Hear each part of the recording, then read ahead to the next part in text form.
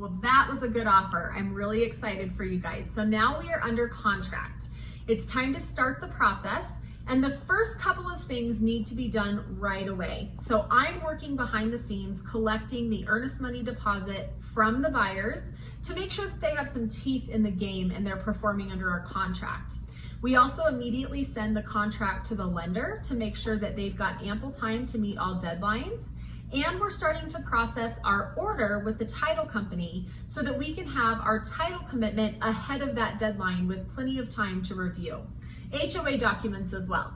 So as we work behind the scenes, here's a brief overview of what you can expect in the next 30 to 45 days until we close.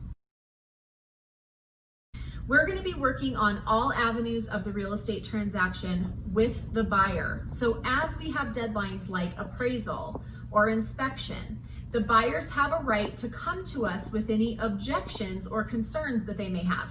And we have an opportunity to negotiate those on your behalf as we work through the contract. Once we've negotiated one, we move on to the next and we work through the contract that way. The reality of the real estate contract in Colorado is the contract is extremely buyer protective. Buyers have several outs in a contract. If they want out of the contract, likely there is a way that they can do that. However, depending on when they terminate would matter because when they terminate determines who gets to keep that earnest money.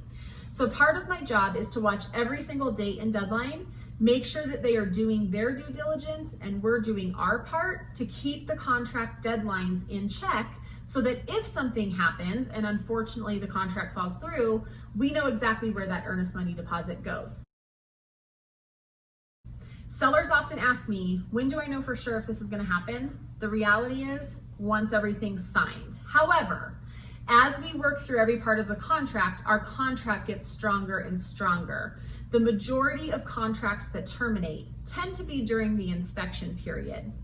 And the reason that happens is the contract states it's up to the buyer's sole subjective discretion whether they move forward with a contract or terminate. So even though our house might have looked beautiful at inspection, they do have an option to say, I'm not comfortable doing XYZ or with this home and I'm terminating the contract.